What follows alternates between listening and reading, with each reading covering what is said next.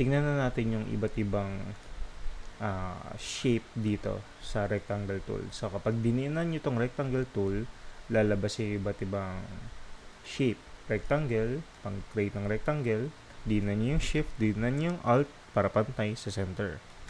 Pwede rin kayo mag-create ng rounded na kagad yung corner nya. At pwede nyo pang ma-customize pa rin, syempre yung roundness. Same din naman dito sa sa square or sa rectangle. Pwede nyo pa rin siyang lagyan ng roundness. Igalawin nyo lang tong bilog na to, yung handle. And then, ellipse tool, panggawa ng ellipse ng bilog. Meron din siyang property tulad nito, yung bilog, para pwede kayong gumawa ng pie chart. And then, meron tayong polygon tool. Ang interesting dito, palitan ko lang ng kulay para mas kita. Nakaselect siya kaya siya na bago.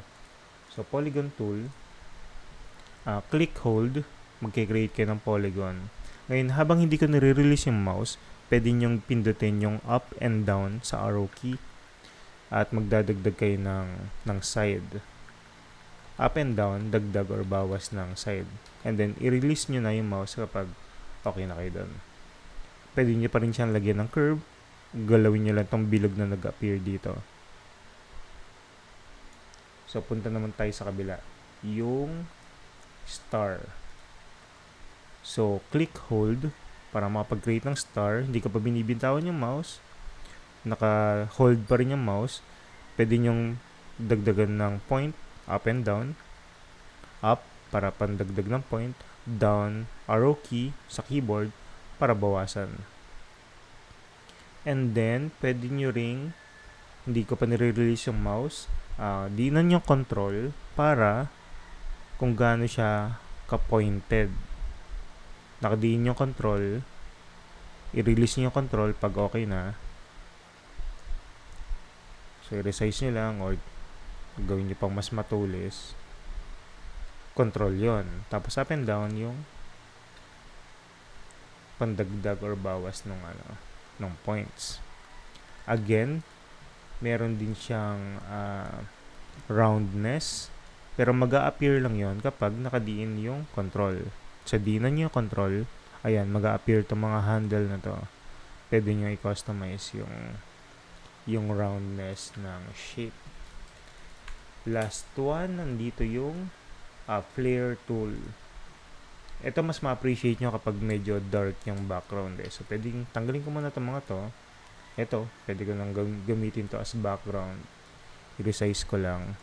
And then, gawin kong darker. Ayan. Tapos, tsaka tayo gumawa ng flare tool. So, click hold. Gagawa siya ng unang flare niya dito. Ayan. Parang dyan galing liwanag. And then, click nyo somewhere para naman dun sa mismong flare niya. Ayan. Then, release. So, selection tool, meron na kayong ganito. Flare. Hindi ko pa masyado nagagamit to.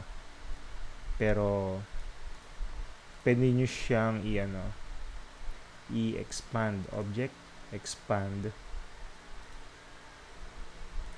para ma-edit nyo siya as individual shapes. Mga gradient lang din naman yan. So, yun yung iba't ibang tool dito sa shape tool or yung rectangle tool.